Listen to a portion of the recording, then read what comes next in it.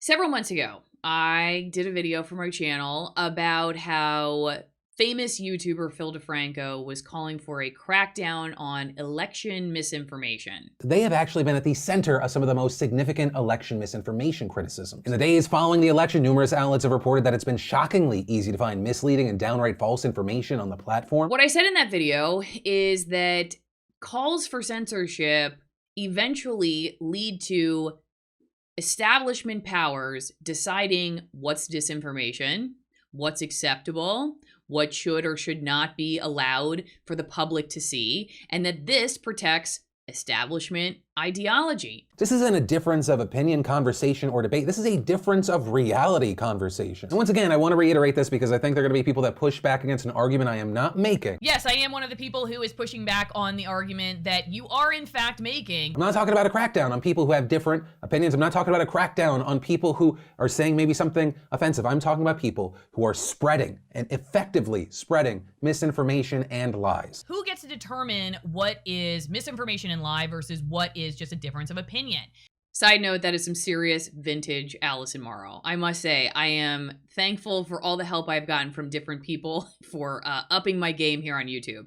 Not the least of which is the audio. Okay, so let's all be grateful for that. Now, the point of this video is that recently I saw Phil DeFranco upload a video that said he was being suppressed by YouTube. In fact, I actually think it said something like, YouTube is killing my channel. YouTube is protecting abusers. Let me repeat that. YouTube is protecting abusers. And the reason I say that, and a great example of that, was yesterday's show. Now, statistically, 1 out of 3 of you, maybe all the way up to 1 out of 2 of you are gonna be like, what video? And the reason for that is that for a lot of you, YouTube suppressed that video. Though, I mean, given the numbers, they didn't just suppress it, they smothered it. I just have a hard time feeling bad for people who call for speech suppression and then their speech is suppressed. Like, what did you think was going to happen? Now, I bet if you were to debate him, he would say, yeah, but mine is, my stuff is true. And that other stuff was false. Okay. Well, first off, you just kind of left that up for YouTube to decide. Okay. When you're saying, YouTube, you're failing everybody because of this disinformation that's out there and you really need to be cracking down on it. Did they invite you to the table then for how to make future decisions about all of that? Did you really think that at some point that arrow is not going to turn back around and be pointing right towards you? I mean, whatever is uncomfortable for them at the moment, which may be something that you like at that point in time, you may like that uncomfortable information is taken off. But eventually, if you keep talking, it's highly likely a year, a couple years, in this case, a few months, whatever makes them uncomfortable is something that you want people to see.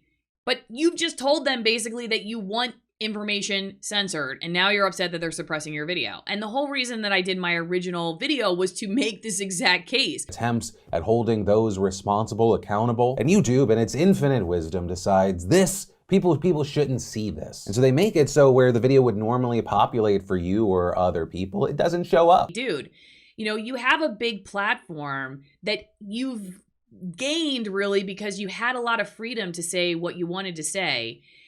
You then use that opportunity to push censorship. And now your video is suppressed because you think YouTube is protecting people they shouldn't be protecting. And they're protecting narratives they shouldn't be protecting. What do you think these corporations do?